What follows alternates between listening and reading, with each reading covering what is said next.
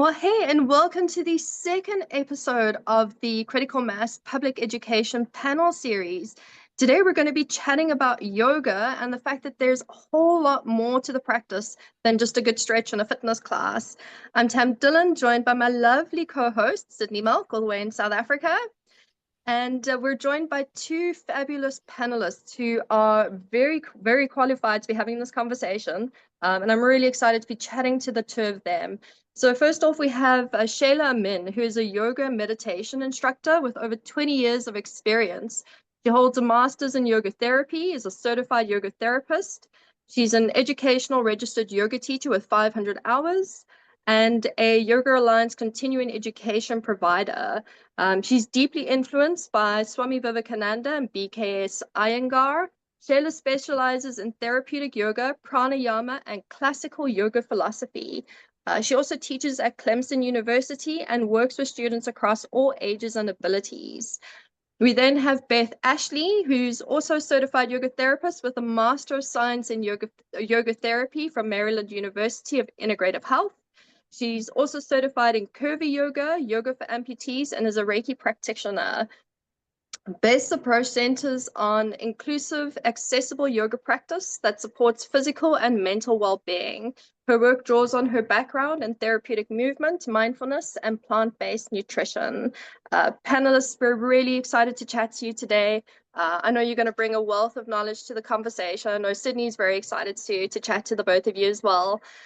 So let's get straight into the conversation and let's chat about what is yoga really? What does yoga mean beyond the physical movement? How would you define it beyond physical postures and just when people think about yoga, they think bendy poses and Lululemon yoga pants. What is yoga beyond these misconceptions of yoga? Shayla, I'll start with you. Um, so to me, yoga is more than Lululemon, of course, and that's how we have evolved. But yoga is more a spiritual practice for me, and the concept itself is spiritual, and to enhance that experience, that human beings are spiritual, and the practice of yoga enhances or gives you an insight into connect back to your source. That's what Swami Vivekananda always said, that you need to connect to your source, the spirit. And yoga gives us any different pathways under the umbrella of yoga gives you that insight into how do you connect with your source and stay there as being human. So for me, it's that. I love that response that it's a connection to source. And I think for a lot of people that attend yoga classes for the first time or for the first run of times, they get that, they feel that sense of connection. And a lot of them are like, oh, what is that? Like I want more of that.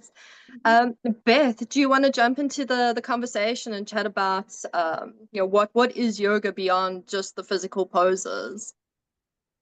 Yeah, I think it's more than just a practice. It's a lifestyle. It's not like something you just go to for an hour, once a week or something, and don't think about the rest of the week. So it's something you kind of, ingrain within everything that you do in your life. It's a philosophy that, has a physical practice as one tiny piece of it, but there's 8 limbs total. That's one of the 8 limbs that makes yoga. So it is that connection to source or spirit. It's just realizing that you are that spirit and discovering your true nature. Beautiful. I love that. And that's I love that you've pointed out that the physical component of yoga is actually just such a small piece of a much bigger philosophy, and that it is very much a lifestyle. You don't just do a hatha class for an hour and then, okay, cool, I'm done with my yoga. It is something that for people who take yoga, it's something serious, and it's what they live and they breathe their yoga practice. And that it isn't just getting up in the morning and having that good stretch. So let's chat a bit about How do you personally carry yoga into your life beyond just being on your mat? Beth, if you wanna carry on with the conversation from there. Yeah, it can go into all of your thoughts and your actions throughout the day. The yamas and niyamas, the ethical principles of yoga, something to reflect on with how you interact with everybody and every situation you come in contact with in your world. Do you want to take a moment and just unpack the yamas and niyamas for us? Because I know a number of people watching wouldn't know what yamas and niyamas are. We're going to get into the 8 limbs a bit later on, but just for a bit of context here. Yeah, the first one is ahimsa. I think all of the others kind of reflect on ahimsa. That means non-harm or non-violence. So not just like non-violence to others, but non-violence to yourself. And just being kind to yourself and being kind to others. And then all the other ones just kind of back that up, in my opinion. So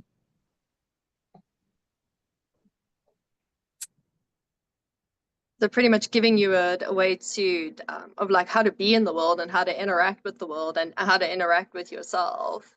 Right. So very much I mean the yamas and niyamas, they're the ethical foundations for yoga. And for a yoga practice. And I love that you've said that ahimsa being the one that a lot of them just kind of offshoot from that. Because when you're, if you look at satya, which is truthfulness, the way that we speak, it's not just about speaking truth, but are we speaking in a way that isn't harming? So I love that you've tied in the yamas like that. Shayla, do you want to jump in here and chat a bit about how you personally carry yoga through your daily life, off the yoga mat? What does that look like for you? So for me, the background is different. My yoga did not start on the mat. It started everywhere else, and it ended up on the mat. So my yoga journey per se, the asana practice was the reverse. It was my last stop. So we, growing up in the culture, we always started with the idea of nature being a guide, and we are elements. Same elements of universe are within us. So my mom always was like, get up early in the morning, look at the sun, have a sun salutation, have that awareness, where life force comes from. Not saying it in words, but it was part engraved. It's embodied. So we always start with that, have a breathing, and also have reverence, every morning, the idea of gratitude. So there was some prayers or gratitude. And we used to, when we were little, we used to go early in the morning to temple. So, like the jnana, the bhakti, the karma, do your right action. Everything was purification and grounded. So your day was not chaotic. It was calm, if that makes sense. You just were really grounded and calm. So I think for me, being human was more engraved rather than doing human. And I think that's how I carry my yoga practice is, who do I want to be today? From what Beth said, ahimsa, satya. I mean, it was such a effortless way of living an embodied yoga. And then, of course, that the two vehicles for us to experience life is mind and body. So as you age, it's like, okay, there's something going on with my body. And I did Surya Namaskar, and then I got into asana practice, and then I ended up on the mat. And it really was important, because when your life gets busy, you live so much here, and asana really grounds you. It grounds your mind and connection, and that was just phenomenal. So I hope that makes sense. That does, and that was such a beautiful a thing to hear that someone who's actually grown up, like you've lived and breathed yoga since you were little. You know, it's a philosophy that's how you were raised, is with the philosophy of yoga. And I think that a lot of people here especially in the Western world, they don't realize that this is an actual, that this is a way of life for people, that yogis, like, this is an actual thing. This is their culture. This is their belief system. This is their background. This is how they're raised, which really just takes yoga completely off the mat to being that. I love the way you said that being a human being, not a human doing. You're not just sitting here in the mind, or just muddling your way through your day. There's groundedness, there's intention, there's gratitude, and I love that sense of peace that comes with that, like that, almost like a sense of tranquility of living that kind of lifestyle. You get up, you show reverence to the sun, you give thanks for the day ahead. I mean, what a beautiful way to start the day. And I think most people will just rush into the yoga studio at 8 and do their hour stretching. They're like, cool, I'm a yogi now. And it's like, no, there's so much more to it. It really is such a beautiful practice and a beautiful way of being. Sidne, I'll hand it over. Yeah, no, go for it. Sorry, I just a tiny little bit, because when I taught at Clemson, I would like park the car and I would just do my reverence for sun if it was too early. And I know there was a lady who watched me, and then she started doing it, and she's like, "This is just so beautiful," you know. So I think it is just it's such a basic reverence and habit. For me, it's like if I don't see the sun in me, it's like I feel like something is missing. You know? It's the way to start your day. Yeah. And people talk about that attitude of gratitude, and I think there's so much fluffiness around that term now. The people are like, oh, well, I'm thankful for life, but there's no like deep reverence where it's like I'm honoring the life that I'm living today. I'm showing respect for the life that I'm living today. So it really just, it takes life to a far deeper level, which I think is just beautiful. Sidne, I'm going to hand over to you to chat a bit about the Westernization of yoga. Cool, thanks, Tam.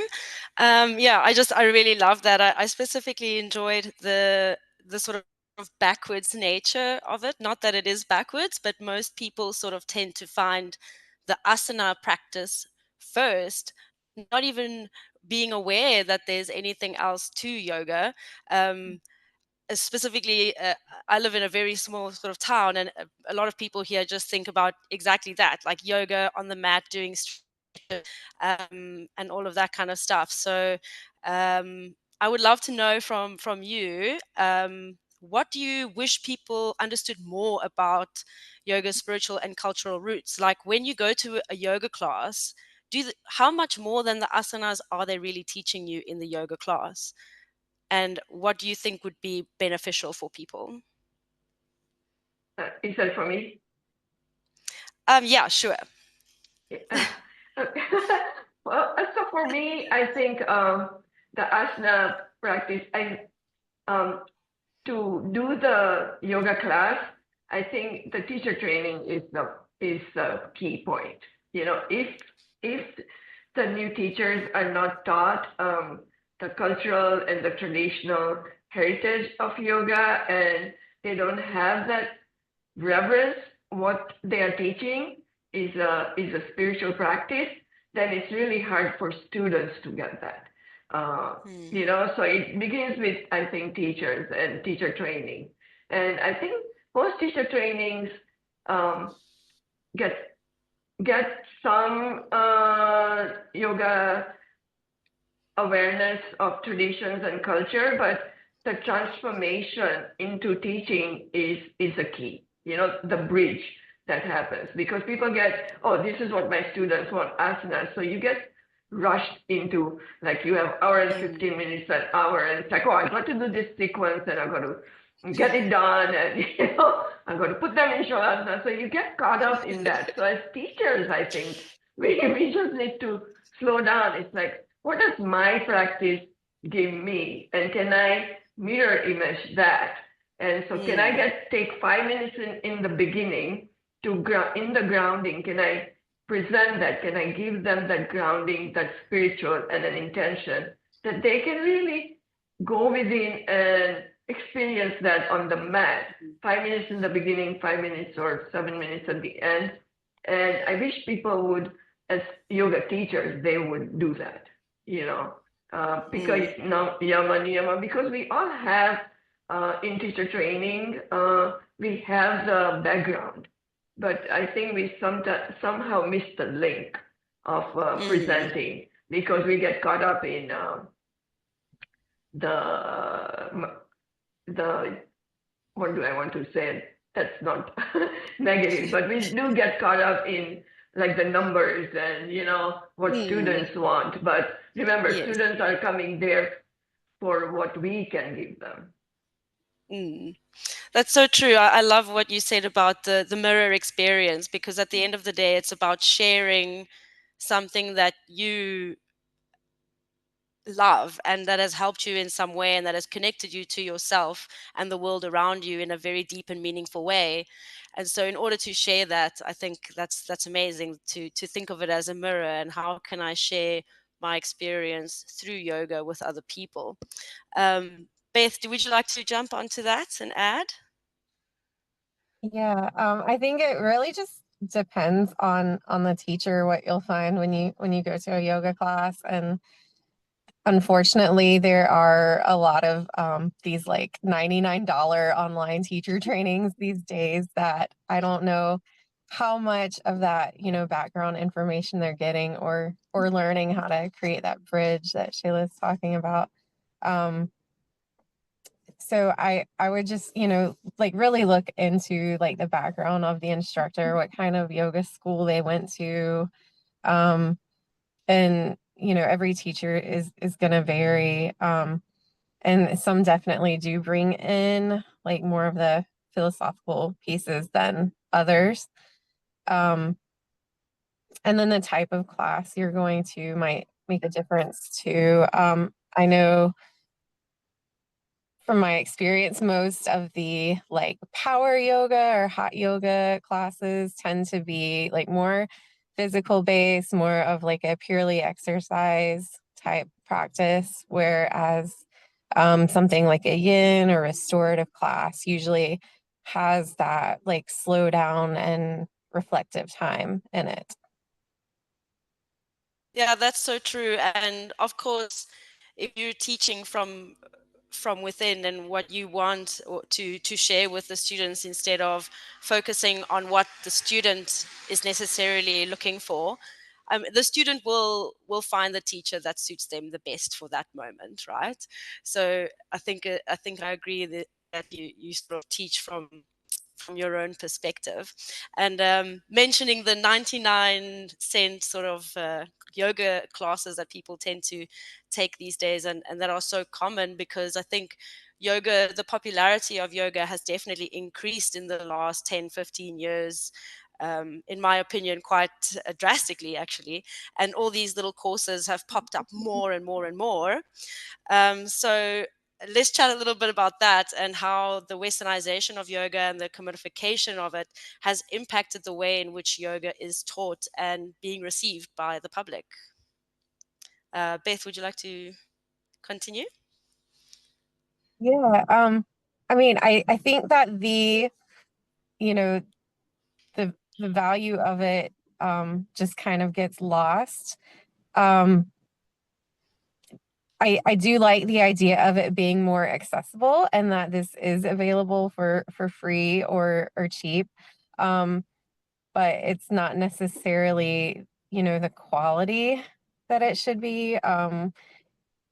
Working, with a teacher one-on-one to like really understand everything. I think, that kind of gets lost.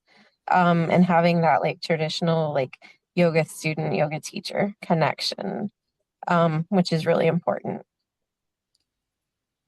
Yeah, that's interesting. And then I think, of course, the quality of the teacher, as we were talking about before in the previous question, and the the quality of their education and how they're bringing that forward. Sheila, would you like to add on? Oh, yes. So you have to, you really, I'm a root person. You have to go to the roots as what is present today. And the westernization of yoga is colonization of yoga, right? So in India, when the Britishers took over India, they colonized yoga because they saw people were really empowered and self-driven. And so what they did is like they banned the practice of yoga. And then they introduced the physical aspect of it. So they were suppressing a really vibrant thought process. Yoga is based on Vedas. Vedas means thoughts that are higher frequency, and they really come to empower you. And so they didn't want the empowerment. So I think that suppression kind of changed the way of people viewed yoga in a general umbrella of yoga. And so now how it has transitioned is there's no central body that's governing this teacher training, right? It's a free for all. So there is, and so it's like what Matt said, it's really important to know where the training has happened. What are the teacher training programs? And I know that Yoga Alliance does a good job, but it's still, there's so many leaks in it.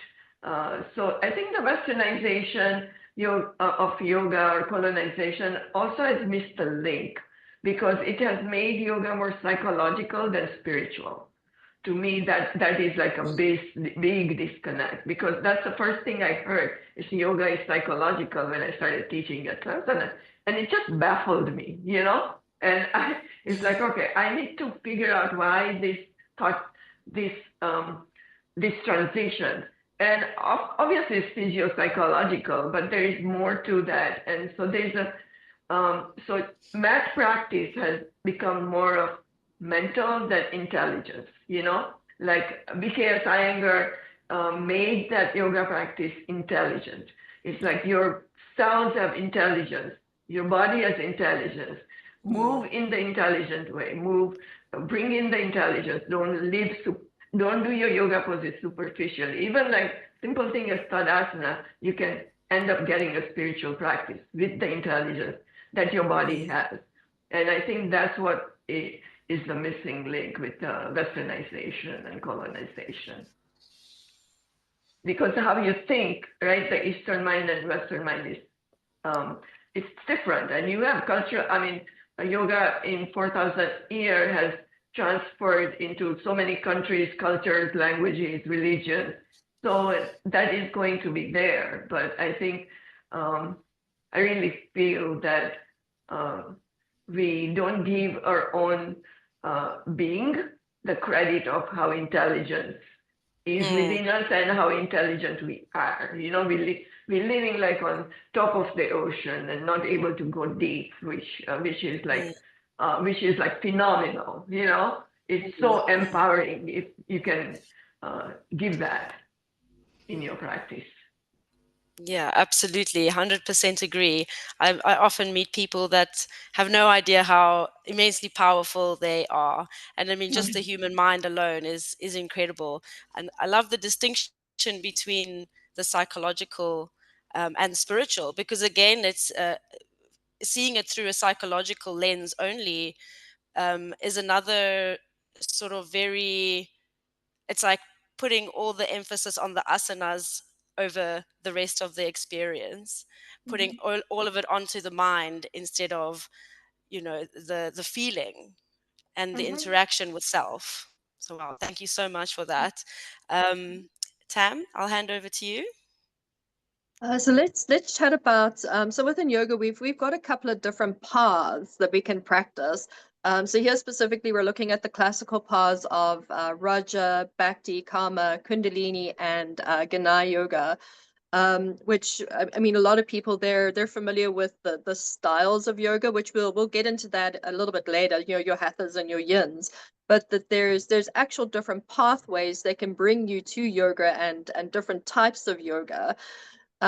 how let's first chat about the different paths that we have in yoga, and then let's look at how these different paths can reflect different ways for people to engage with yoga.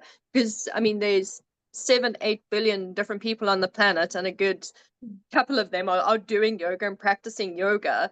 And they all have different temperaments, different cultural backgrounds, different belief systems. How do these classical paths, how would they integrate and help people get to and find yoga that works for them? Shayla, do you wanna kick the conversation off and chat about the different paths and how that can help people connect with yoga in a way that suits them? I'll go back to my guru, Swami Vivekananda, and he did a beautiful grouping according to the functions of mind, right? So mind and body is something, the minute life happens, that's together. Mind and body is together. The body is new. Mind, as you know, in Vedic philosophy, culture, they believe mind is old. It transitions from life to life. But there's 3 functions of mind. The power to discern, logic, the power of emotion, love, and the power of will. So he did these yogas according to that. And all of us have that capability. We have love, we have emotions, we have that's part of the function of mind. We have logic, and that's also a function of mind, and then power of will.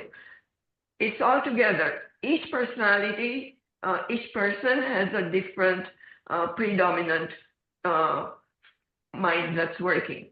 So what he did was he put all these yogas into the function of mind. So for example, the practice of power of karma yoga is power of will. And how do I purify my will? So he said the purification of will happens when I do my action. What's my intention, right? How do I purify my intention? And so that power of will in karma yoga is outside. So the power of will is external and internal. So the karma yoga is external. How do I function with that? If I can find my actions based, rooted on the yamas, right? If I'm truthful, if I'm nonviolent, if I am content, there are so many attributes to that. If I'm rooted in that, then I'll be calm, and then my energy will be used efficiently. And in the same place mentally, if my power of will is internal, and then I'm purifying or connecting to my source again, right? So that's Raja Yoga. In Raja Yoga, what you're doing is you are purifying your intention, you're getting practical insight, but at the same time, you should be able to focus on what is the most sacred thing for you. You know, whether it may be a deity, or so Raja Yoga is a lot of meditation, but it also is situational according to your needs. And then a power of logic, discernment, that's Jnana Yoga. How do I purify my thoughts, right? And purification of thoughts, it's a faculty of reasoning. So I really need to figure out what is the truth in my thinking. And that's where guru is really important, because you do need to study with someone that is not AI, that is not Google, that is not TikTok, that is not any of the social media, but you really need to figure out, discern, and learn the reasoning and use that power properly. And that's Jnana Yoga. And then at the end, if you just are a loving person, then emotions, then you want to purify your emotions that is not binding. You know, it's not bondage, but it is giving. So a selfless karma, pure intention, and will take you to that love that is selfless and it's just giving. And that's bhakti yoga. And who do I give to? I give it to the higher power, divine. And once I feel that love for, fill up my heart with bhakti yoga, then I know that I'll have that compassion and love for all living beings. It's a beautiful way to explain the different pathways of yoga, and I can definitely hear how because there's such diversity in the world today that some people may be drawn more towards the devotional bhakti side of yoga. They are perhaps looking for a sense of compassion or to learn compassion. Bhakti, I think, would be one of the places that would draw them in first. Or if they're looking to if they are very intellectual, very much in the mind, maybe coming from the perspective of Raja Yoga. So I can absolutely hear how those different pathways can draw different people in from different places. Beth, do you wanna jump into the conversation here and chat a bit about the different pathways of yoga and how they can bring the different types of people to the practice of yoga? Yeah, I think Shayla did a great job kind of describing most of them. The one I would comment more on is jnana yoga, which was kind of the most like transformative for me, I guess. And especially learning the background of Samkhya philosophy. That's like where things really clicked for me. I grew up as an atheist, and the idea of spirit to me, I always thought was like religious, and I didn't understand this idea of spirit until I learned about Samkhya philosophy. And that's, when all of the other writings, all the scriptures of yoga started to make sense for me. Do you want to just unpack what Samkhya philosophy is? Because I know most people in the yoga industry, a lot of them don't really actually understand that terminology at all. Never mind people attending yoga classes. So if you can unpack that philosophy for us a little bit. Yeah, the main thing is going to be recognizing that the world that we live in, kind of everything that we see is this prakriti, this changing state. Everything's temporary, and the source that we are is this Purusha spirit, and recognizing that it's what we are is kind of everything else in that prakriti world just kind of dissolves and goes away. It's like this illusion that it's what we think we are, and then we have this realization of Purusha, that we are spirit. Beautiful. That was such a great explanation for that philosophy, and I think that that's really helpful for people to hear that.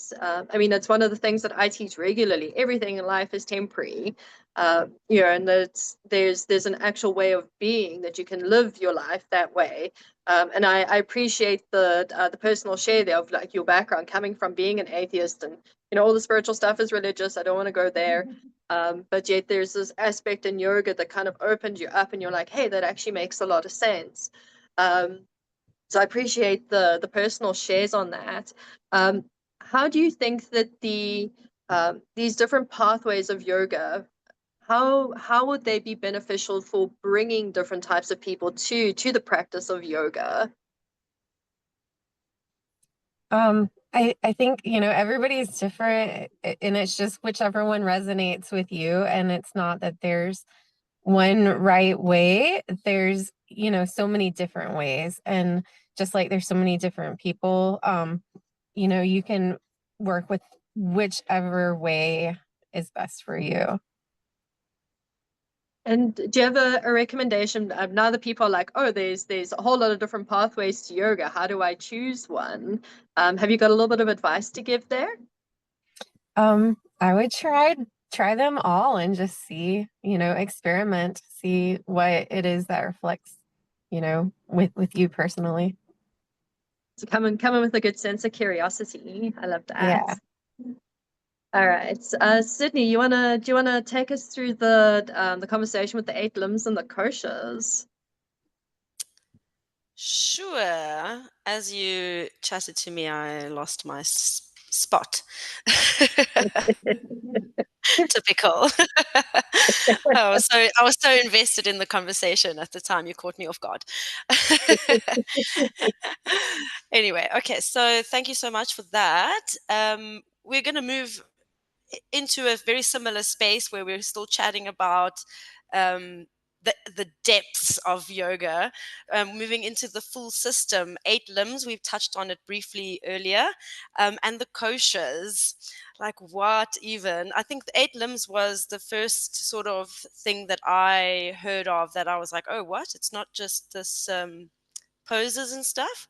And then I got quite interested in that. So I'm very excited to delve into this next section with you guys. How do the 8 limbs offer a complete and integrated system for a practice? Shayla, can you kick us off? Sure.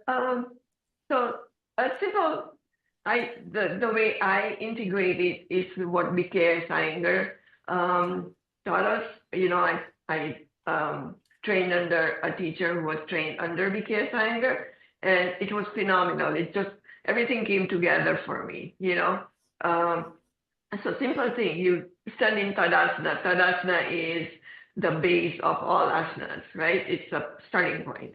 That's how all asanas are varied from. So what she taught us was like, think your body as a tree. And the roots is the yamas, the trunk is the niyamas, the limbs are your asanas, and your breath is the leaves, and your skin is the bark, and then you go within, and that's pratyahar, and then you do your sap is your dharana, and then you just come and figure out who you are, and that's your dhyana. And then when you feel like the whole thing is connected, that's your samadhi, you know? And so for me, I think it's really how you present the importance of the 8 limbs, because Patanjali gave us these 8 limbs. It was a systematic way of transitioning from your busyness of doing. When you come on the mat, you transform into being. And these 8 paths is that. It's like you need to get rooted, and that's your organs of actions, your arms, legs, your mouth, your organs of excretion, and your organs of creation. And then you focus on, you start grounding, and then you focus on your eyes, ears, nose, throat, and your skin, right?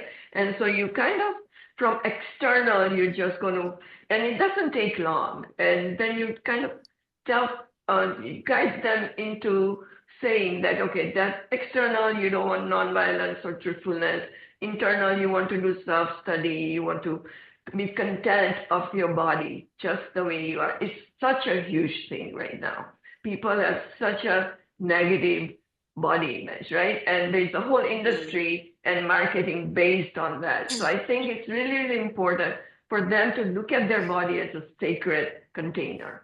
And so I think the yamas and niyamas does that. And then they can, in asana, you do more of the physiological, awareness of the anatomy, how it's moved with the breath.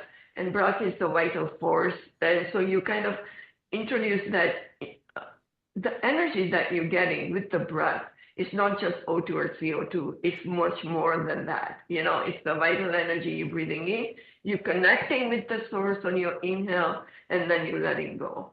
And then you, as you hold your pose, there's a little pause, and that's where your dharana kicks in, your sap kicks in. So it's like, oh, wow, this feels this way. It's like I have that inner awareness. And it slowly transitions, and as you go through your different poses, you get into your meditative awareness or consciousness, and then you totally, for a second or two, you're completely there, mind, body, and spirit, and that's your samadhi. So for me, that's how I have learned, and I've practiced, and that's what I try to teach. Not flowing through crazily, but slowly.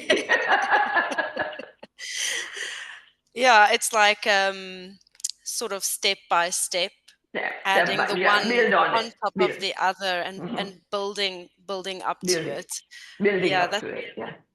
Yeah, that's really nice. I really like that. And Beth, do you have anything to add to that for us? No, not right now. Yeah, that was a pretty good little explanation of that beautiful integrated system.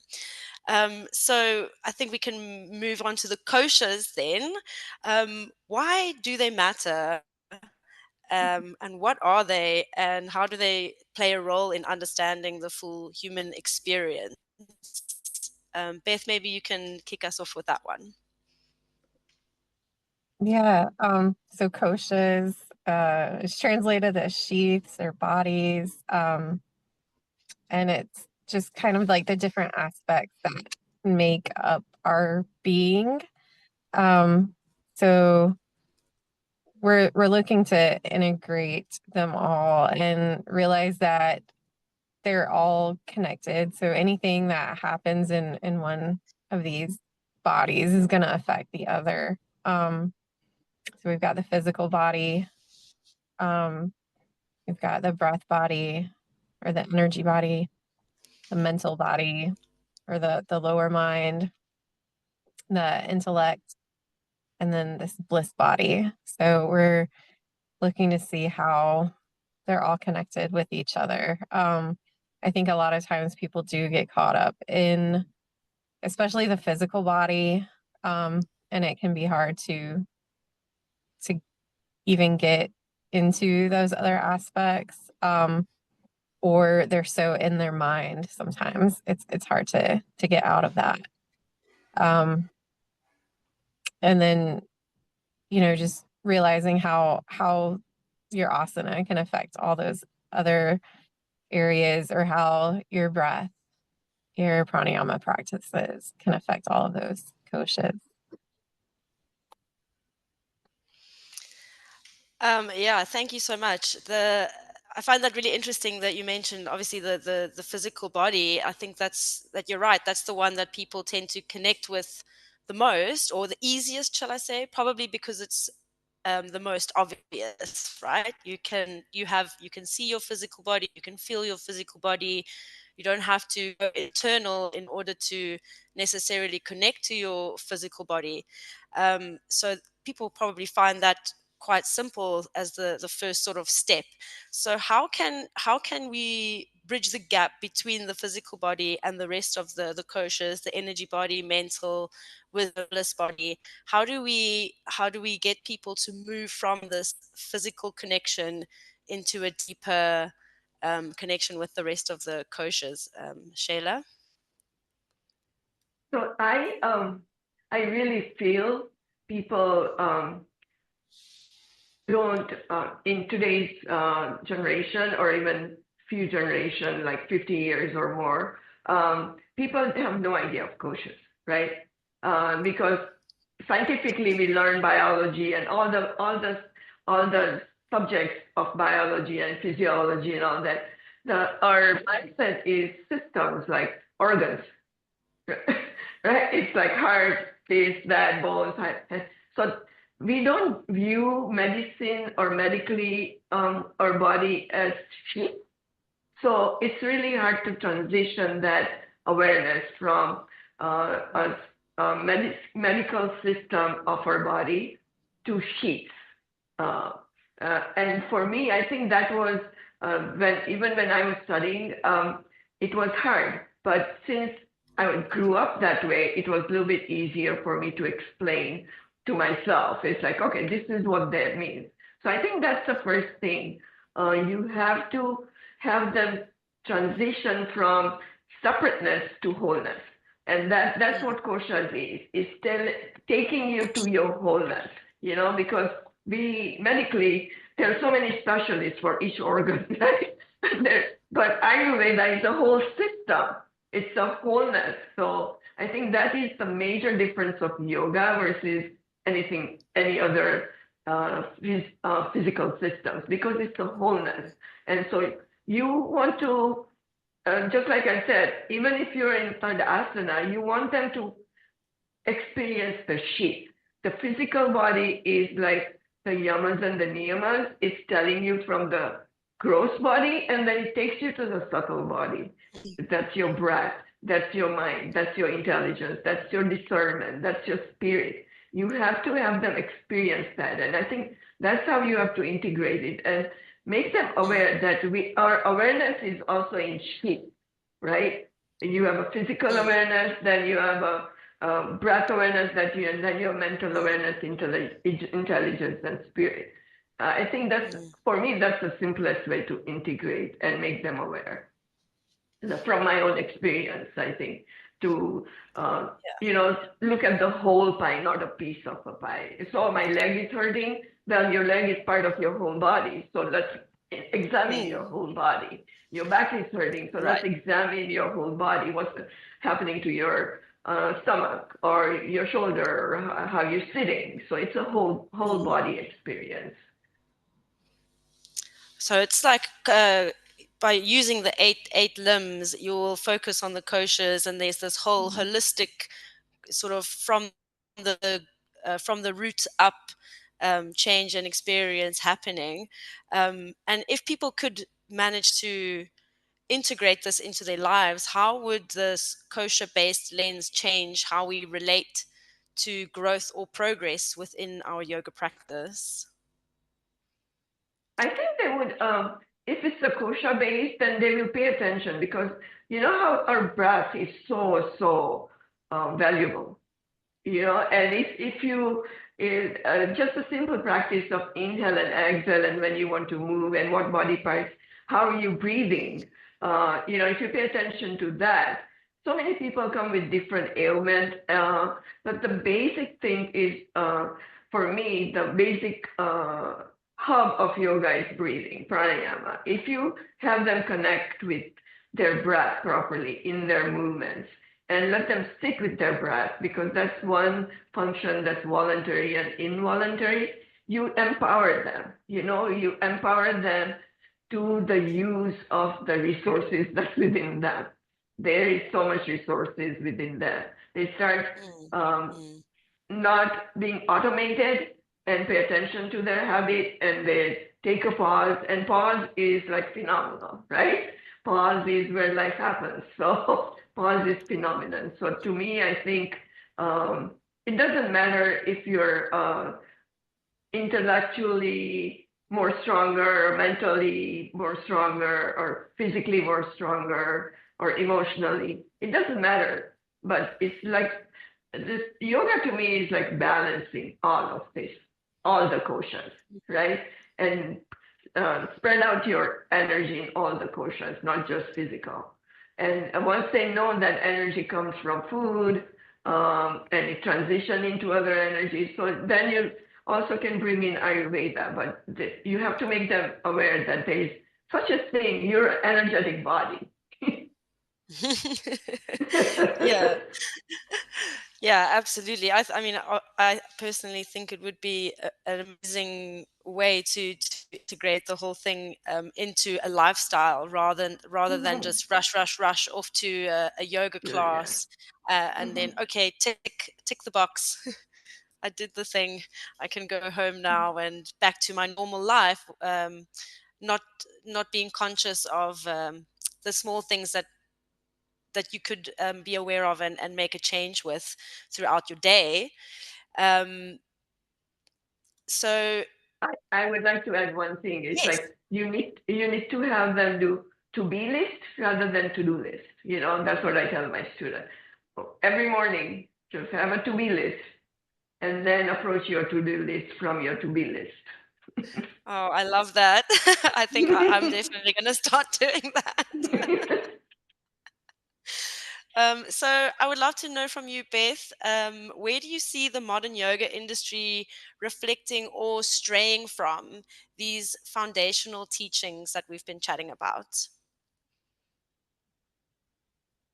Yeah, I do see it straying a lot of times, with, really just people focusing on that physical. They think it's just a workout, and really losing that sense of connection and union of mind and body and spirit. I know I think most students really struggle with the breath work, and that can be something to really bring back into the practice to help them connect and Mm. just, you know, explore all of those other koshas. I see so many people moving through an asana practice and then like losing the breath work in the middle of it. Like we might start grounding and centering and connecting with that breath, but it's like as soon as they start moving, they forget how to breathe and they're just moving without being connected to the breath. And the types of fast practices that a lot of people do, I think really helps to push them away from that. They're just like hearing a pose name called out and they're just thinking about doing that pose. They're not actually connected with, you know, breathing in and breathing out and the proper dynamics of breathing, and thinking about all of the other limbs as they're practicing. I think once they learn how to figure out how to connect that breath with the movement, they can start to experience those little pieces of connection and meditation, like while they are practicing. It's not just something they find at the end while they're meditating or in shavasana, but it can be really throughout the whole practice. Yeah, and then I think it's like a snowball effect. Once you've experienced that little something extra, the curiosity grows, you know, and then Right. you want to explore more of what was that? I need to explore more of whatever that was. Can't really Yeah. put words on it. And then, you know, once you study all about it, you go, "Oh, okay, that's what that is," and all of that. Super cool. I love it so much. Shayla, do you have something to add on that? I think that said it really well. Yeah. Yeah, that was great. Thank you so much. And Tam, I will hand over to you to chat about styles and therapy and personalization. All right. So we chatted in the beginning. I think Beth, you mentioned yin and restorative, hatha. We've chatted a bit about the fast moving flows of yoga, the the vinyasas, the hot yoga. I can't do hot yoga. I would die a thousand deaths if I step foot in a hot yoga class. Like yoga heats me up already. So we have all these more contemporary versions of yoga from where it's come thousands of years ago. We now have all these different styles. What in these styles is helpful and what's missing in these styles of yoga that are so commonly practiced? I mean, you hear of hot yoga and vinyasa more than you would hear of restorative or yin. What do we think is working with these styles and what is missing with these styles? Beth, I'll let you start us off on this one. Yeah, I think a lot of people are so much in that just like go, go, go lifestyle that they connect with that in the hot flow practices where it is like just this like constant movement. And it can be a really good introduction to yoga, I think, for a lot of people. And maybe it does get them that like 10 minutes at the end of class in shavasana where they can experience more of that connection with source and you know, just have that sense of connection to themselves.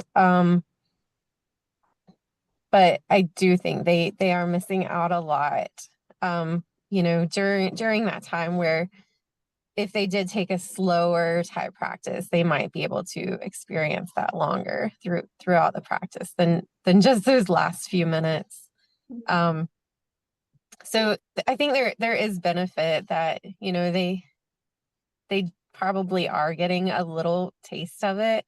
It might not just be like the most optimal way for them.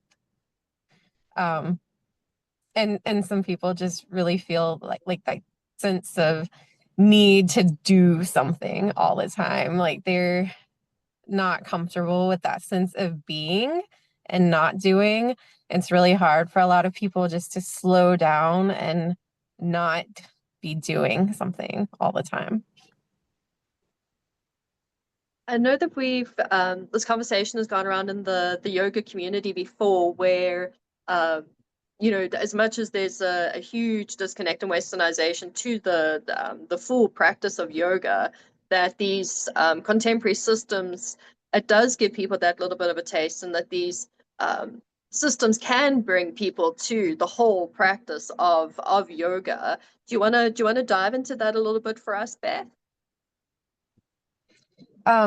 Yeah, I do know people that have, you know, definitely started with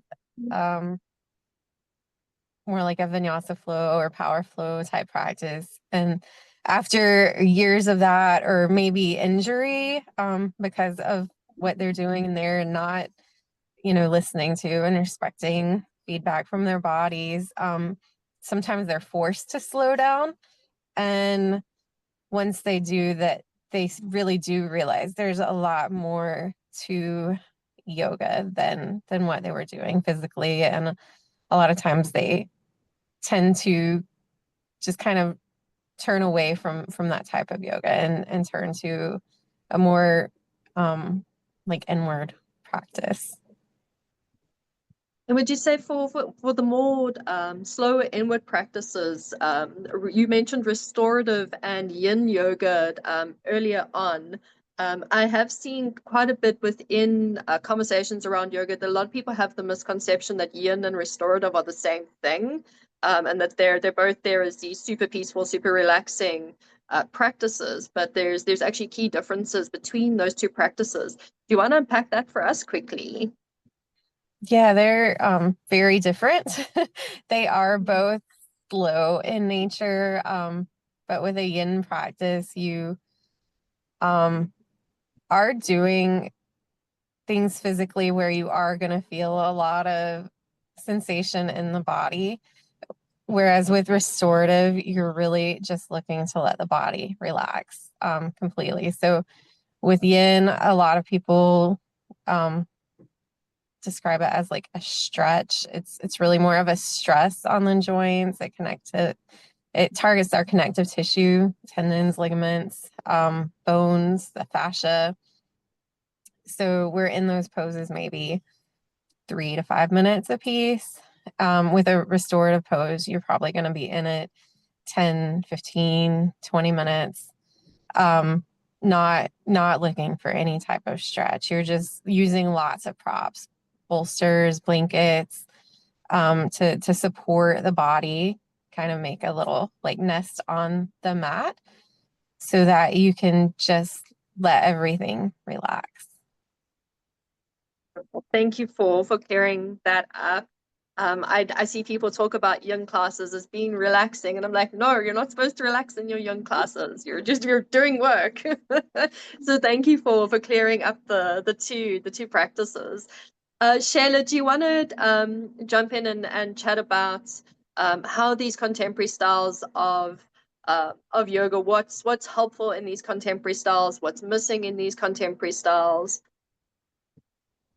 So I think the contemporary styles, what it gives is palpable, right? It's tangible, it's palpable. They can physically see. It's quantifiable, so they can see the effect. It's gratifying right away, right? It's like, oh, I went to hot yoga and I had so much sweat, but at the same time, they don't realize that sweat is from the temperature, also not just from your yoga practice. So I think since it's bringing people onto the mat, it's good. But at the same time, what's missing is that whole mind, body, spirit connection and the wholeness. So it's just working on probably Annamaya kosha, your physical. So the koshas are like 4 other koshas are out the window. That, and of course, power yoga, I just do not like the word power. I wish they would say empower, because yoga is empowering. So the missing part, I think, is again the experience of wholeness, which they may get like glimpse of it out of an hour rather than 30 minutes, 35 minutes, So it's a time. It's like, I am really diligent with my energy and time. I want to spend it efficiently, and I would want to teach it efficiently too. I want whoever comes in in a yoga class, I want them to feel that efficiency of energy and how they're using it, and how is that energy transformed, because you can never destroy energy, right? You're transforming energy through the koshas. That's what the whole yoga system is. First being aware and then transforming the energies that's not healthy. And so if I'm not able to transform and get the fruit of it, that's the flower and fruit is the meditation and samadhi experience.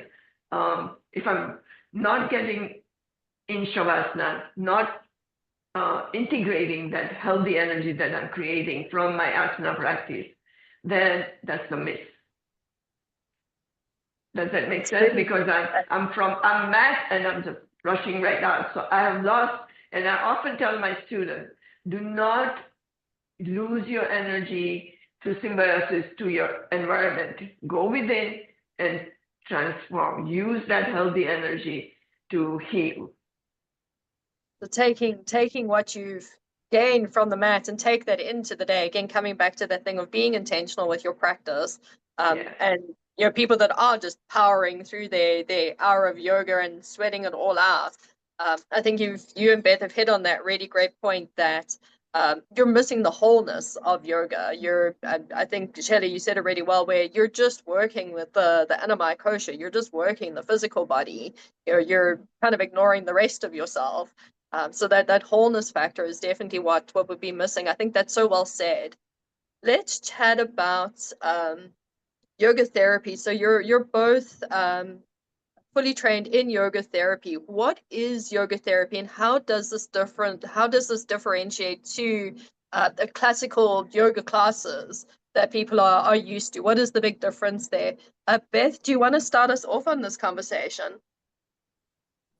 Yeah, with yoga therapy, I work with either clients one-on-one or in small groups to work on a specific goal. So it might be, something physical they're working with, like a sprained ankle or, like some kind of injury. Sometimes it's a mental health issue, anxiety, depression, PTSD,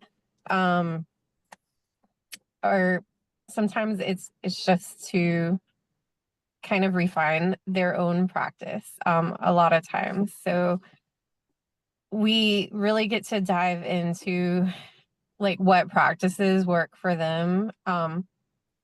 And I use that to help create a practice that they can do on their own to help them achieve whatever goal it is that they're working toward.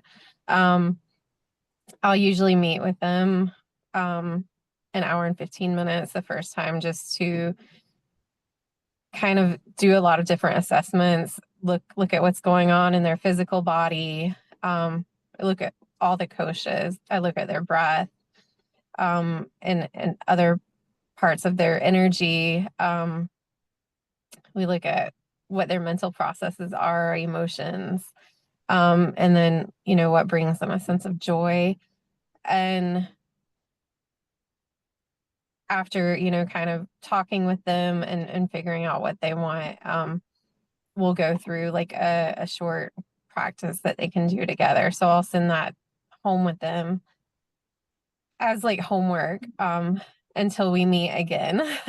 So we usually meet like once a week or once a month, depending on their schedule, and reassess, how close are they getting to that goal. And if what they're doing is working, we might keep the same thing going, or add to it just a little bit. Or if it's not working, we might come up with a totally new practice and change course to figure out what does work for them.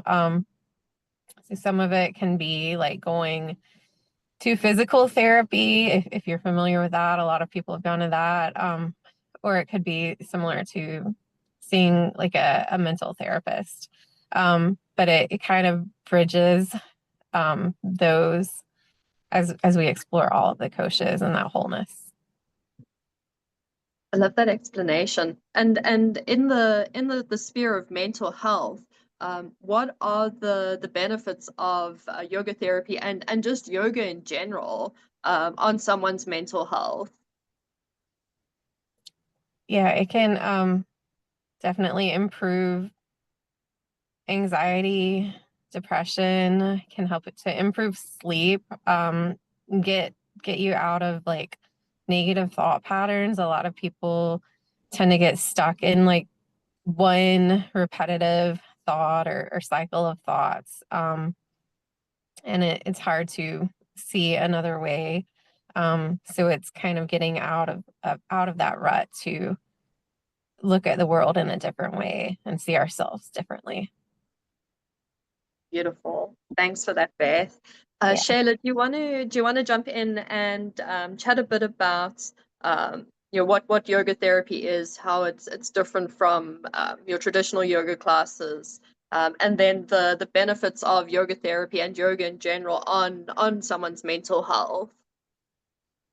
So for me, the way yoga therapy is approached is first you have to know the ailment that your students have, So I would run like a 6 weeks. It's not one class, right? It has to be at least 6 weeks. They come consistently if they can do private. So for example, if I do a 6 weeks back care class, then I transition, the sequencing of the asana is such that it transitions from first just releasing, healing, then just creating more space in the area of concern with bolsters, with straps. It's more focused on the area and what each asana does. But before any of it, I think I really look into their habits and their lifestyles, because most of this, I would say, non-athletic injuries are from lifestyles, right? Because it's just the way they live, the way they sit, the way they stand, the way they pick up things, the way they walk. So there is no body awareness. And so I think I start with body awareness and have them journal about their lifestyle. How long in 24 hours or in a week, or how did they get here? Why is your back hurting? What have you been doing? Because if I can't make them aware of their lifestyle, this is not a snap that in 6 weeks you're going to get all better. So this is just a tool for them to be more aware of what they should be. I have a perfect example in my house. It's my husband. I mean, he's been complaining for years about sciatica and back, but he does not listen to anything to what I say or what he should be doing or how he should be practicing yoga. None of it is present. So I know for people to get well, they have to be invested in it. If they are not invested in it, it does not work. And so I think that's number one. And then sequencing therapeutic poses and giving them homework and making them accountable, you can only do so much. They are accountable for their practice and their body and their healing. So I think that approach has really helped them to feel empowered and doing better with the therapeutic aspect of yoga, that yoga can be therapeutic if I sequence the asanas right, if I'm aware of my whole body, how my body stacks up, how my right and left side should be okay, and try my balancing my hips. And so the basic alignment to how it's misaligned and how can I put it back into alignment and create space so it can have idea of stretching and strengthening. Does that make sense? So you want to go systematically that way. And I think for them, when you start doing that, because when they have ailment, there is such a pain that affects the mental health, because pain is like a trigger for anxiety, depression, and bodily imbalance can really affect your mental health. We all know that. So I think once you reduce that and then you empower them and help them use the breath, and I think mental awareness is very important for them to realize that this is something in my control and this is not, so I should get help. There is limitation of what yoga therapy can do. There is limitation of what I can do, and it's okay to take medication after that.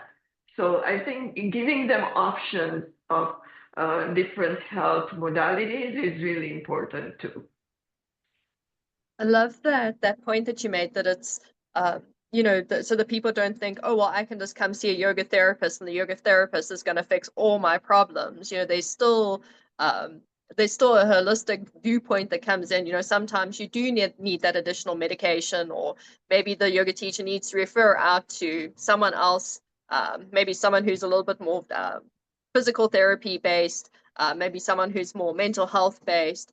And I think you've also touched on a really important point, that as much as the yoga therapist, the yoga teacher can take you through the processes and teach you all the things, and do a bit of accountability, the actual work is still done by the student. You're not just arriving on your mat and the teacher's doing the work for you. You're arriving on your mat to do your own work. You're there for you. And that also then brings in that holistic, integrative aspect of yoga that, it's not just, well, let's do this flow and rush through and get through the hour, that you're actually there on your mat to do some work for yourself, to do work on yourself. And that work stems through the different bodies. So I love that you've hit on those points, because there is that misconception within yoga that, I can just, yoga teacher's going to do all the stuff for me. But it's like, I love both of you. Like, we give homework. Like, you're going to come and do work with us, and then you're going to go home and do some more work. Let's chat about adaptability in yoga. I know that both of you you teach across a very broad range of students. Beth, I know that you're trained in working with amputees. So how do you approach adapting yoga to meet the different needs of the various students that you have coming through? Beth, I'll start with you on this one. Yeah, I've worked with people of all abilities, amputees. I've worked with people with paralysis who really can't move at all. So this idea that you need to be like flexible and bendy to get into these like pretzel shapes to do yoga is just not true. Anybody can practice yoga. So as long as you can breathe, you can practice yoga. If you are doing like a physical practice, there's ways to modify almost every single pose. I use lots of props in my classes. I use a lot of chairs, walls, blankets, bolsters, blocks, straps, to modify poses. So there's a way for everybody to do it, and knowing that not every pose is meant for everybody. Sometimes there are physical limitations or injuries where you shouldn't be doing a certain pose. So being able to, advise students, avoid this one. If the rest of the class is doing this, you do this instead, can be really helpful, because we don't want to cause injury or worsen injury. Absolutely. So that then answers the question: is yoga really for everybody? And I think you've answered that beautifully. Yeah. And I love that that people that are completely paralyzed, like, yes, yoga is absolutely for anybody. If you're living and breathing, you can practice yoga. Shayla, do you want to jump in there and chat about how adapting yoga to the different varying needs of people, what that would look like? So there is a word that I I'm not fan of is disability. Everybody is able. Human bodies are able. The ability may vary, so there is no this in there. There is always ability for human mind, body, and spirit to function. I mean, as long as there is life, there is ability.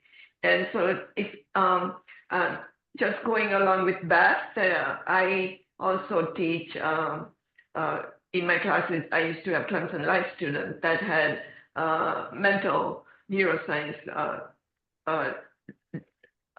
abilities that were not same as regular students, And so what I like to do is, if I see that, I like to pair them up with someone who's more able than them. And it's like, that is also karma yoga, right on the mat, unselfish. And so I think making people aware of having these different adaptabilities in a class is really, really important, because it shows how compassionate your yoga practice is, how compassionate, not towards yourself, but with others, how you're showing up, and how you're showing up for life, right? Off the mat, it's right there. And so that's, to me, I think mixing up the abilities and designing that with the props and just mentally gauging, so I don't make them feel out of space. Engaging and flowing through the abilities that are here and making them here in the class. And that is an instant intuition that comes from you when you see, because at Clemson, I had 15 weeks of so I was really privileged to work with those abilities for 15 weeks. But in yoga studio, you don't have that, it depends how they're coming. But I had a gentleman who was in my therapeutic class who had really disabled, not disabled, but really hard time with the back issues. And I had other people that had no hard time with the back issues. And we managed with the poses, with the differences, and everybody learned to be patient. And then when he started getting better, you should have seen how everybody was happy, And so I think the humanity aspect in different abilities really shows up, it shines. To me, that is yoga. I love that explanation, and let's chat a bit about the competitive side of yoga.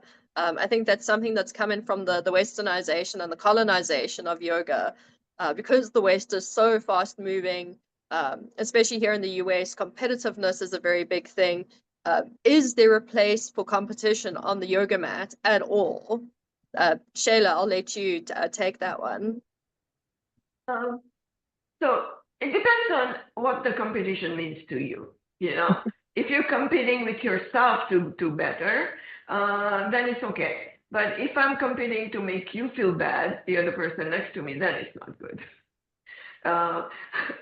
So I think if it's an encouraging competition, it's like, oh yes, I can do better for myself from today to next week. If I'm really focused, that's not competition. I don't call it competition. I feel like that is like more integration, more empowering, I'm empowering myself to get better. And so I don't use the word competition. In India, I started doing yoga asana empowerment. And so they have all these kids, and they teach them, and then they get judged and they get prized, like gymnastics and stuff. But it is done with the roots that it is not to put anyone else down, but you will still be rewarded for your effort. So that's the idea of karma yoga. And the whole asana practice is bhakti. It's a devotion to yourself, right? With the knowledge, the jnana yoga, you're devoting a healthy body so you can do devotional work.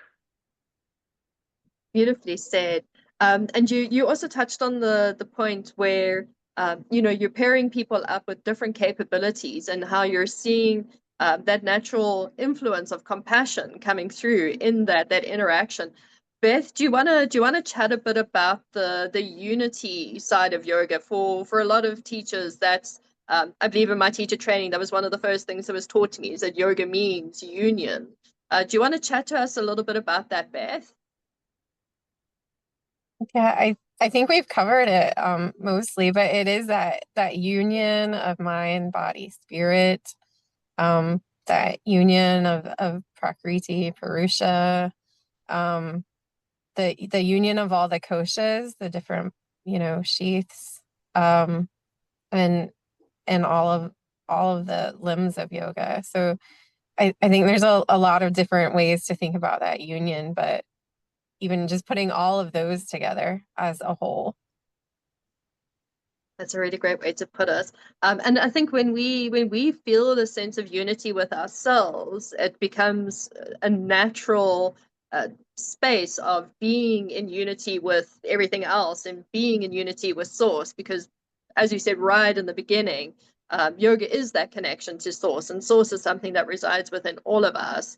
And working through the koshas and aligning all the koshas and bringing that unity together, we feel that sense of unity within the self, and we can then take that out and share that with others. So I'm loving the insights that's been shared, and like we're actually seeing this stuff in the classes. We're seeing that compassion and that unity come through.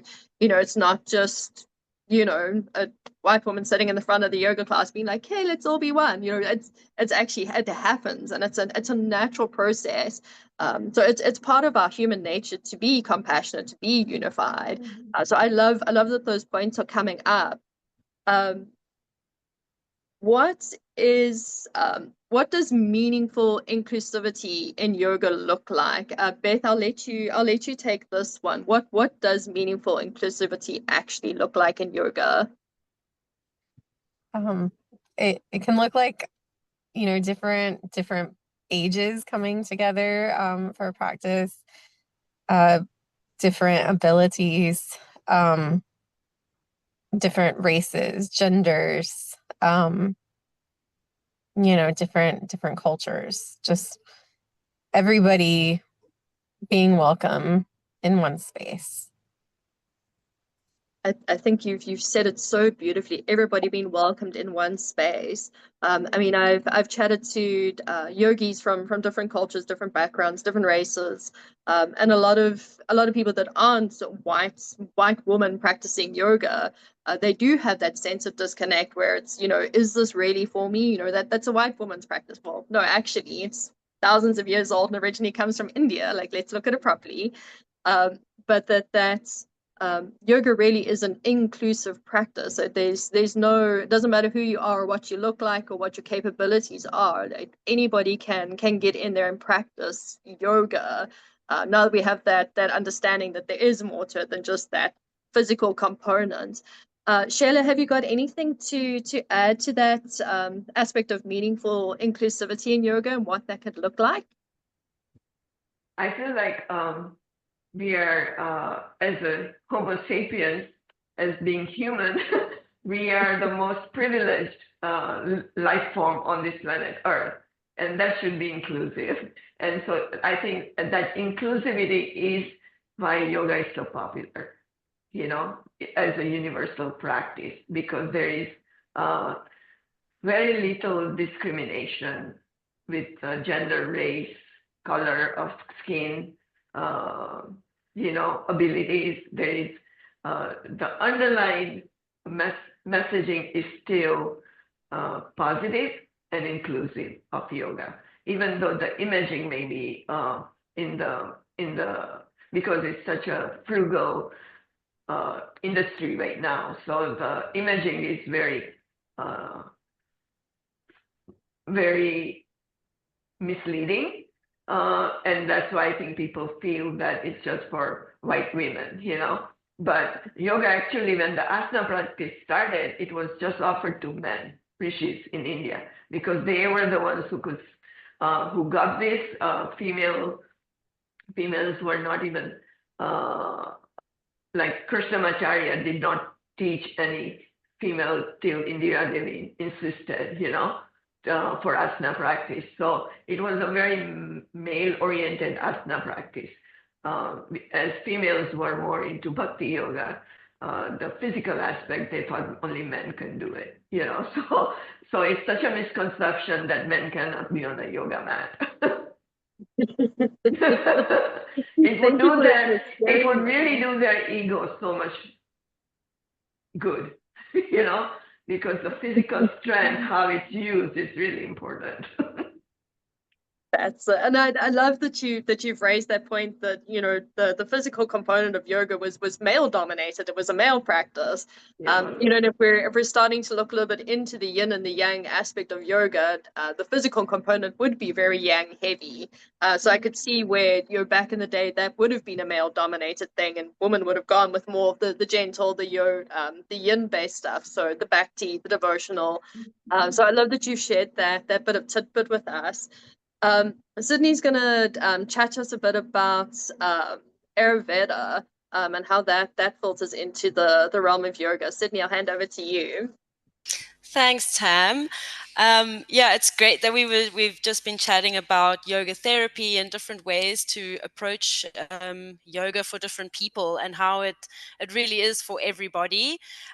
So I'd like to delve into Ayurveda and find out from you both, how does Ayurveda, if at all, shape and inform your personal approach to yoga and the yoga that you share with your students? Beth? Yeah, I think it's really just goes back to the lifestyle in what we're doing, our habits throughout the day, what we're eating, drinking, our sleeping habits, the way we nourish ourselves.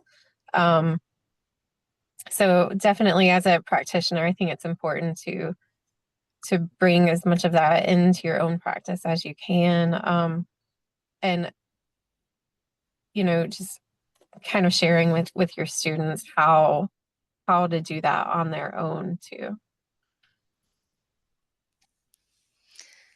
Cool, thank you so much. And Shayla, can you give us a brief overview just of like what Ayurveda is? Maybe some of our listeners don't know it or haven't heard of it, and how you could use it in specific situations to create a practice in a yoga class. So Ayurveda is so Patanjali Rishi gave us yoga and Ayurveda, so it's two sides of the coin. Without how your energy that you consume, without the awareness of that, you can't get health with yoga, right? So Ayurveda, the Western medicine, what it studies is the microscopic study of microscopic cells. Ayurveda is microscopic study of the macrosome, the whole, right? Again, it's the whole. It's not. So it's also Ayurveda is holistic medicine, and it's important that how we look at our body, again, through koshas and doshas. Ayurveda gives us the knowledge of how these elements, the earth, the water, the air, the fire, and the space, how is it even in your food, right? All those elements, that's how all the vegetables and lentils and all the naturally grown food is made of. All human bodies, all the animals have those elements in you. And so how your personality type, how do you process your energy after a certain food? How do you feel when you eat salad in summer versus salad in winter? How are you feeling? How are you digesting? How are you feeling? So that part is really important. So Ayurveda is that science. It's a preventative measure of health and also healing, which is different than medicine. So I think people need to realize how it's different from medicine, right? Because it is really empowering to know the constitution of your body, how the earth element, the water element, the fire element, the air element, and the space element, how all of it together makes you as a functional life form. And so I think Ayurveda, to me, how do I present it in class is I may do food yoga, and I may just give them a dosha quiz and get them interested and asking questions, inquisitive. Because if I tell them what Ayurveda is, they're just going to blow me off, because everybody wants a quick fix. No one wants to take time to figure out what they're eating, how they're eating. So just taking that, again, gratitude towards the universe, the food that's given, how humans discovered this food, how the science of yoga and Ayurveda came about more than 5,000 years ago. That is a phenomenal science, right? What food gives you lightness versus what food gives you heaviness versus what food makes you feel energetic. I mean, that whole science is your relationship with food, right? And how you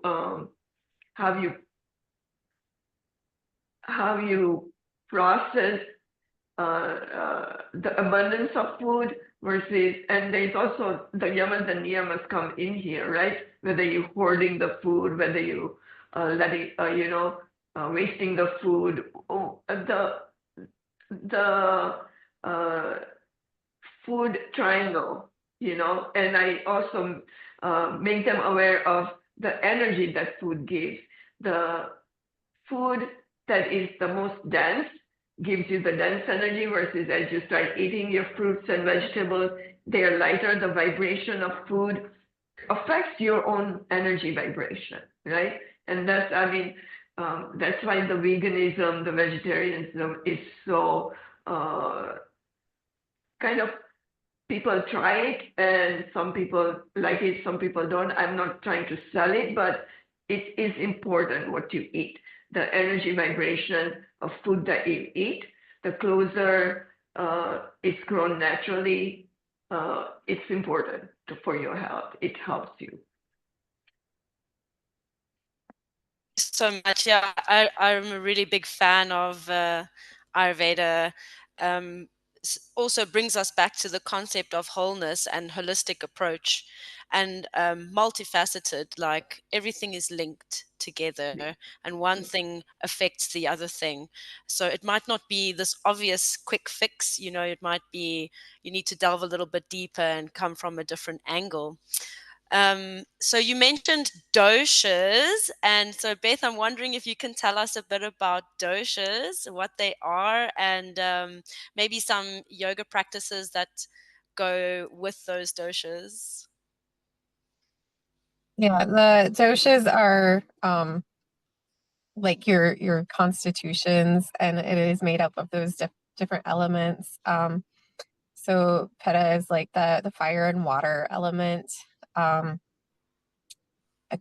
is like earth and water, and then Vata is the ether and air. So depending on what is dominant, it can vary seasonally. Some people are just more kind of stuck in one than the other. Some people it's a little more fluid, or it can be a combination of the different doshas or even all three. And we try to balance that out with its opposite. So if you are feeling like very Pitta dominant, you're feeling that water and fire, that like heat, explosiveness. It can feel like physical heat in the body, or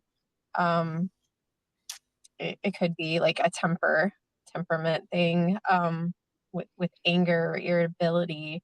We'll try to bring in some of the other elements that would balance that out.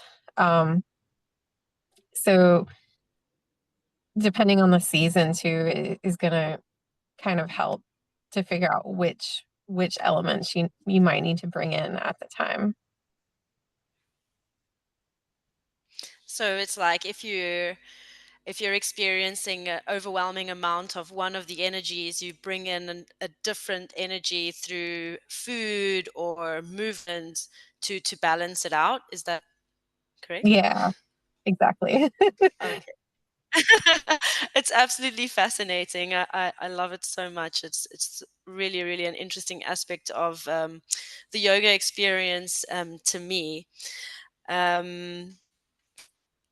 Sheila, do you have anything to add on that? So doshas is again hard sell, right? In this modern world. But I think once you have them do the quiz or look at their lifestyle in eating or how they eat or what time they go to sleep, I think journaling is very important for me. I felt like introducing journaling into their lifestyle, so they do it in a positive, non-judgmental way, because I think the self-talk that in today's society, the self-talk is very negative and very judgmental. So the idea of, to me, idea of all different parts of yoga and all different aspects of yoga under one umbrella is to create that health. And that includes the self-talk, the mental chatter you have about yourself. So I think it's really important for them to, when they start journaling, to honor their thoughts, have reverence for their abilities, have reverence for their lifestyle, and then tweak it from there to a little bit higher and healthier side, and not say that, oh man, I'm doing all this wrong. And we're not doing anything wrong. We're doing to our best ability, and I want to do better. So I think that approach is really, for me, that approach really worked for me, and I think it has really worked for my students, because they already are at a healthier platform to build on, rather than bottom. It's a healthier platform to build on. And so I think when we do that, then we can really connect to the sublime within us, and we start embracing the silence within us, even our cellular silence. And that contains so much knowledge and sacred memory. So that thoughts themselves give you idea of when you eat something, it was not healthy, that if you're like sitting quietly, then you have that cognitive memory that will kick in, and it will tell you, okay, maybe I should do better. Maybe I should not drink so much Diet Coke, or whatever is that you want to do better. Eat, drink, sleep, whatever lifestyle change you want to make. So I think all the sciences, if you make it scientific and relate to wherever the person is, you meet them there, and have them meet themselves there, and then progress from there energetically, and make them empowered enough and aware enough that they can make that change for themselves. Then it's more of a permanent change. It's not, you're not hop, skip, jumping from one modality to another. You're staying still. And but I think that knowledge of the cellular memory is important. Yeah, and I think that you've touched on something that I also wanted to ask about, which is how to build up this practice, because there's, like we've just spoken about all of the stuff today, from doshas to koshas and the 8 limbs, and there's this Ayurveda thing, and there's bhakti, and there's kundalini, and there's yin. It's a lot, it's a lot of information, and there's so many modalities within the yoga experience that maybe sometimes when people are approaching it, like the asana, the yoga class is the yoga, and the rest, how imparting the rest of the knowledge onto people, it's so much, and it can be so overwhelming. So how do you bridge the gap to not chase people away, basically? Yeah. Scare them off. Beth, maybe you have some wisdoms for us. Yeah, just having them taken a little at a time, not expecting them to absorb everything at once. It's a lifetime worth of practice. Yeah, and I think everybody wants to achieve that sort of state of being rather than doing, and they want to do it quickly. It's not something you want to hear. It's going to take some time, or you're going to have to kind of incorporate all of these things in your life. So I think that's the only way really to go about it, is to build step by step and slowly just go at it, and then the next thing, it will all come naturally. Well, that's the hope, I think. Yeah. Tam? All right, so before we close off today's panel, is there any one major misconception or one insight that you would want to share? So maybe a big misconception of yoga you want to clear up for the public, or maybe an insight for someone who still thinks that yoga really is just a fitness class. Beth, anything that you want to leave our listeners with for today? I think we've really covered it all. Especially this idea that yoga is like a skinny white girl thing. It's really for everybody. And not being, afraid to try it. Also not, turning it away after just one class. So maybe you go to one class and it's not the right teacher or the right style for you. That doesn't mean yoga is not for you. There are so many different paths and ways to practice. So just keep trying until you do find the right one. Beautiful. Thank you for that, Beth. Shayla, anything that a misconception you want to clear up, or an insight for a person who still thinks that it's just a fitness class? So I think one of the first misconception I want to clear is yoga is not religion. I think there are so many people that don't come to yoga because they think it's religious based. And stretching in yoga is so many different ways. It's scientific, you're connecting to the points and then allowing the space to happen. So I think people need to understand what stretching is. The touching the toes is not stretching. The image needs to change about stretching. And how the good health requires the joints, the tissues, the muscles, the cells, the nerves, the glands. Each system of the body must be in state of balance. And so asana gives you that. Asana also gives you a perfect equilibrium of mind and body, right? And so I wish the images would portray that rather than the flexibility that's intimidating to so many people. It's like, I don't think my body can do that, so I don't think I want to go to yoga. I wish they would have a 70-year-old just basically able to stand and find that balance on a tree pose, and inspiring images is very important. I think that's a misconception. And the other thing is, you need to realize that the practice of yoga is that, this is what I tell my students, it's like you work out in the gym with the headphones, with everything else and the machines. So you take the aid of machine and your mind is not really connecting to what you're doing. Yoga is completely different. There is no headphones here. I don't even put music on. I really want you to listen to your own body. And the only way you can listen is your mind has to be present. Otherwise, you're not processing to see what's happening in your body. So it ensures you the distribution of bioenergy, the life force. And it brings the mind in a state of calm, and then it enhances your intellectual clarity.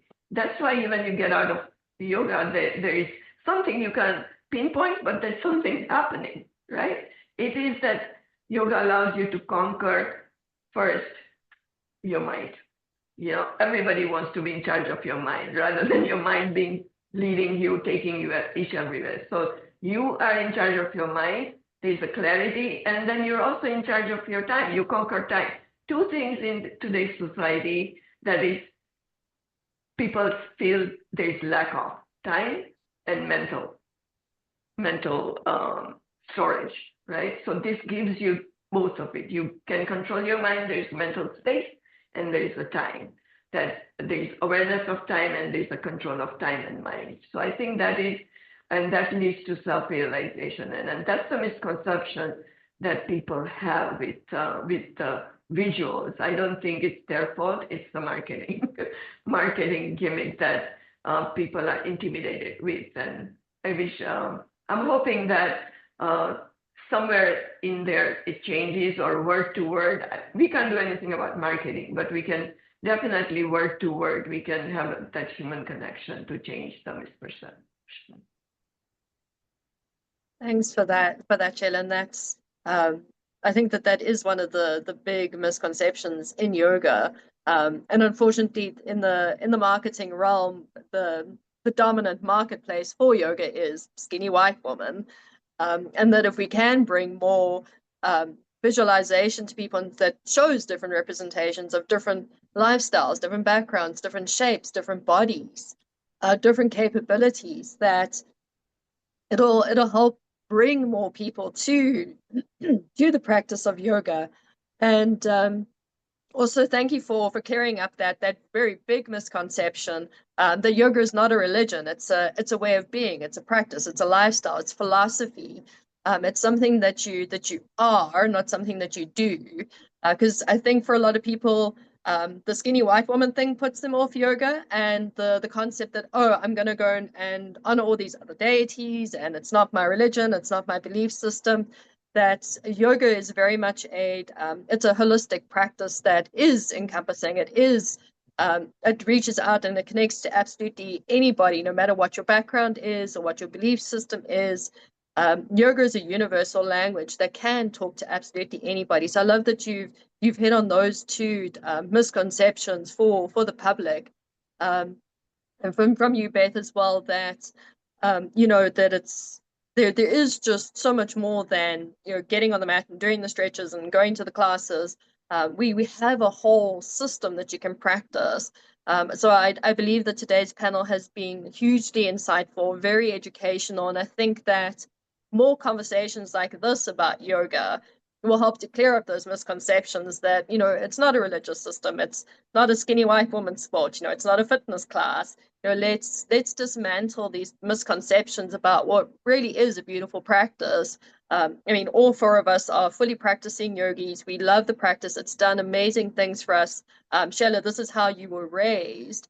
And it's for people to hear that and see that, I think is really, really important. There's a lot of value in what both of you have shared with us today.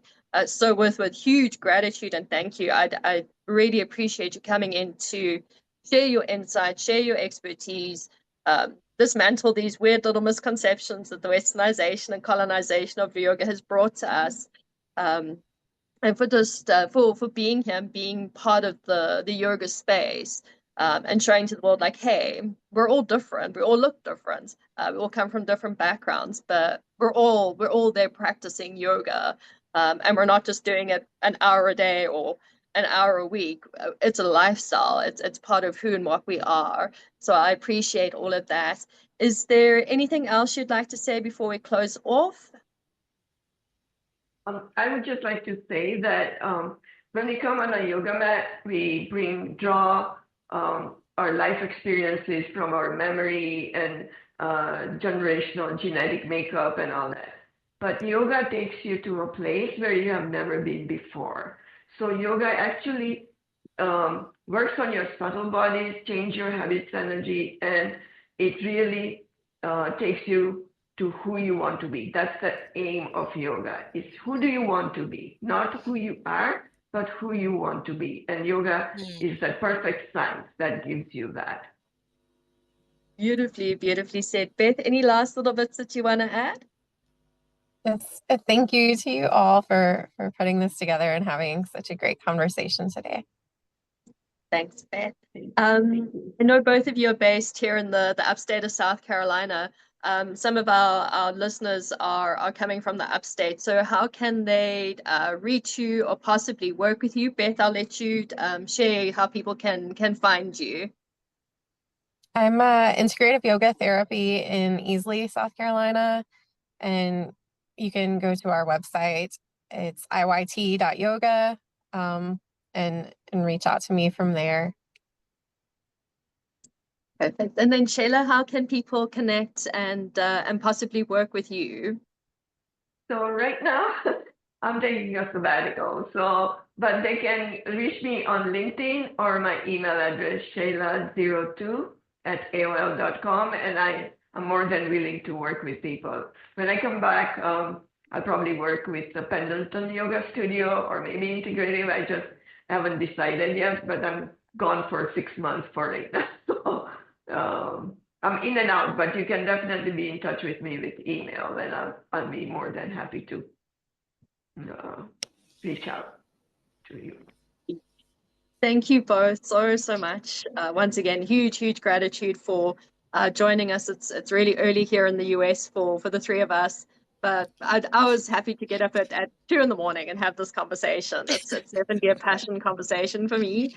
And I love that I get to chat to the both of you, because I know, I mean, I did my teacher training. Both of you did a lot of my teacher training with me. So I knew that you would hit all the points perfectly for us. So huge thanks, massive gratitude.